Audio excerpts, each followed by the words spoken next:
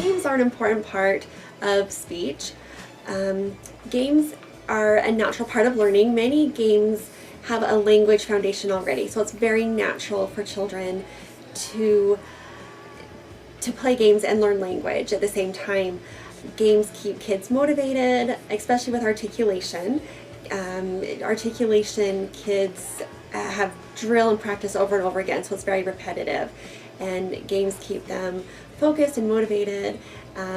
Kids learn through play. It's part of their everyday natural routine, so it just really keeps them going, and they just learn naturally through games.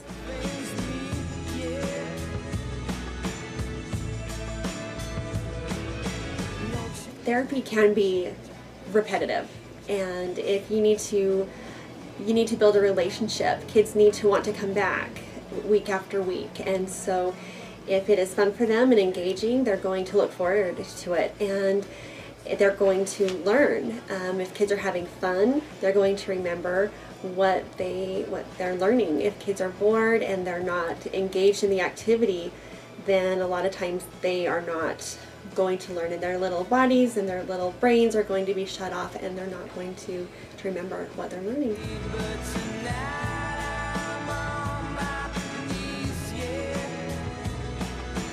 I always hope when kids come through my door that they're going to have a good experience.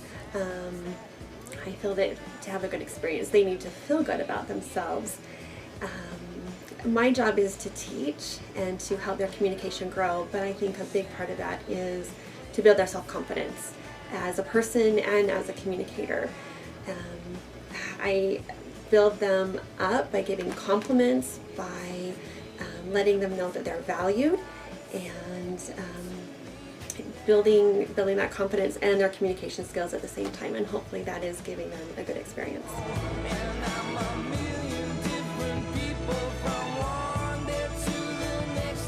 In our district and throughout the country, these are widely used. They're used with more severe students who have very limited language. It does depend on the child, the level of communication that they have, and the environment that they are in. And it depends on the environment that they're in, the willingness of the teachers, the classrooms, and the students' abilities. So it really is a case-by-case and individual basis that it's used.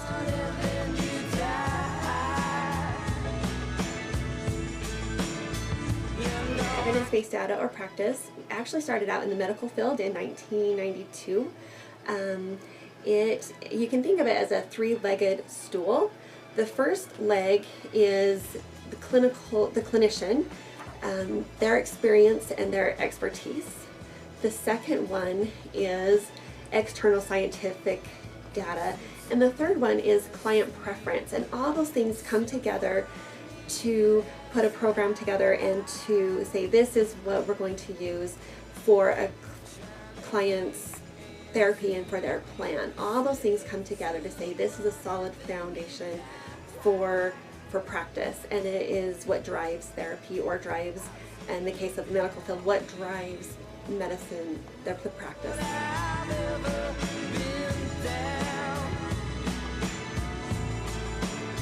This is a multifaceted answer. The importance of it is knowing that you are providing a service that is that's going to hold up, that it is a sound foundation. Back in the days before this came about, many people were doing things that it worked one time, it might work again, and now we know that it works. Sometimes medicine, they just would try something and say, oh, this worked one time, or a therapist would just try something. Now we know it's been proven, it's working over and over and over again with students. If you go to litigation in court, you have something now that backs you up, and all those things coming together is helpful. It's safe. It's good for the client. It's good for the clinician. It's a sound foundation to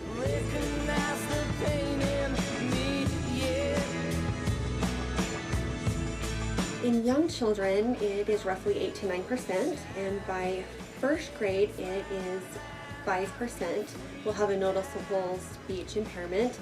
A lot of times it is from an unknown cause.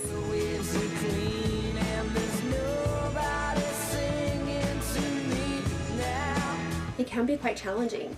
A lot of times there may not be a foundation in their native language. There can be health reasons that come into factor. They can be displaced from going from one place to another, lots of moves involved. There can be parents that are working double jobs. They're not sure of the language themselves. There's a lot of reasons, but something we know is that the brain at a young age has a lot of plasticity to it. It's a great time to learn language. The first year that a child is introduced to a new language, we know that they learn the social aspect of language. And then the second year, that's when they really hit hard on learning the academic language terms. It's amazing. We see dual language and immersion programs popping up all over the country because they can learn at such a young age, and it's amazing what that brain can do. Though without the proper supports and programs in place, it can be challenging.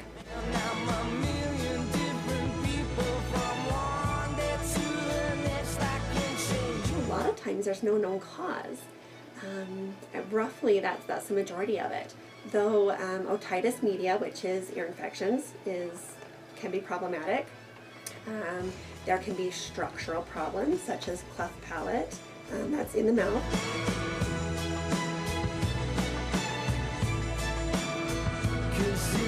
Speech impairments do happen all over the world. It's not really just localized to one area. If they're exposed to parents that are talking with them and they have the ability to, we are communicative beings.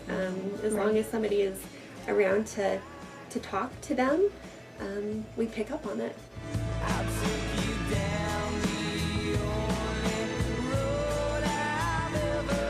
If a child needs speech therapy and they receive good speech therapy, they have a great ability to have a great future. If you think about a child that doesn't receive speech therapy and needs it, a lot of things can happen in their future. Being able to get a job later on, the first thing that we look at is somebody's appearance. That's what we see. And the next thing is when they open their mouth. And if you are going into a job for communication, where you have to speak a lot, there's a lot of things that can hinge on being able to speak and speak well.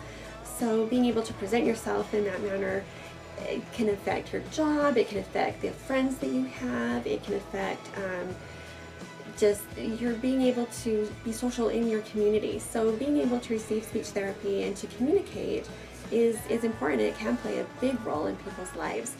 People that stutter, it can hinder them quite a bit. Not only just them talking, but their own self-confidence. So being able to feel like you're a good communicator, and on the other end, being able to be listened to, it really can play a big part in their life.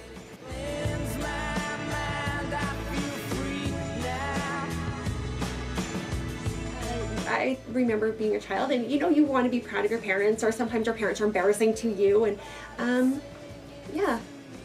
as a child, you can be embarrassed from your parent not being able to speak well. So it affects generations, and it affects grandparents too. And as a child, your grandparents, if you're embarrassed about something about them, it can.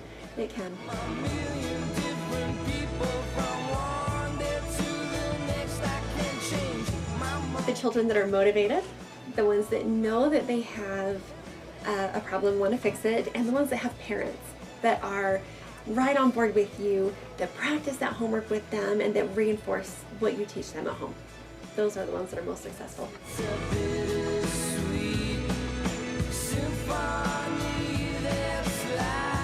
have a chance of having something not hold up in court, and then the pros of trying new things. Sometimes children don't respond, and so you do have to get creative, and sometimes it's a good thing to try something new if you've tried everything else. One thing doesn't fit all sometimes, and so sometimes you do get creative, and that's great if you need to do that. There's been plenty of times that I have my one or two tricks that I pull out and say, okay, this is going to work, and it doesn't. So then I go on to my next thing, and it doesn't work. And so it's nice to feel like you have the opportunity to keep getting creative and to try something that's going to work for that child. And when it does, you think, wow, I was able to be creative in my job, and that worked for that child. You know, that it keeps me going, keeps me motivated. And at the same time, I'm still staying within the ethical bounds of my practice. If you go far out, then you are open for litigation, but there's still plenty of room that you can be open, and that comes with the clinical experience. You can try new things and still stay within your scope of practice, and it makes you tap into the creative side of being a person and a therapist, and so I enjoy being able to have that freedom too.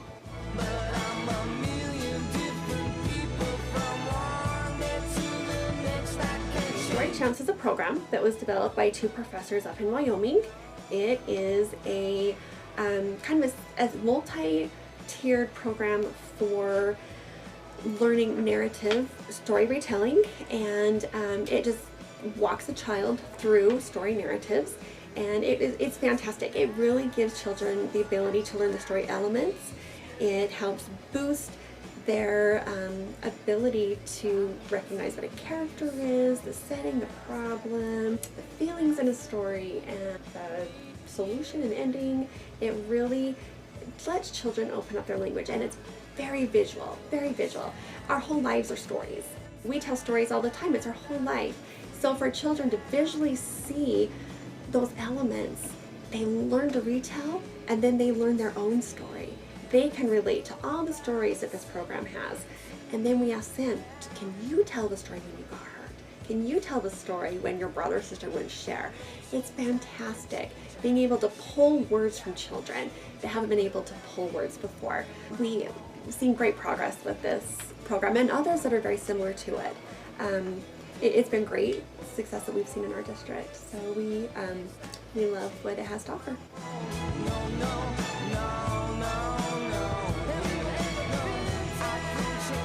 Receptive vocabulary is what we understand. It's what's in here. And then expressive vocabulary is the output, what we speak. But receptive comes first. We have to understand language before we can spit it back out. So they're both very equally important. That is how conversation takes place.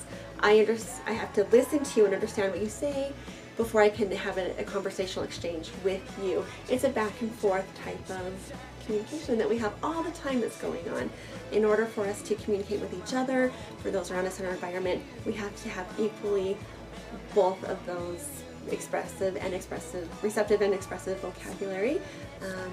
To write, we have to understand and then get out on paper. That's the expressive form, is the written word. And all is equally important.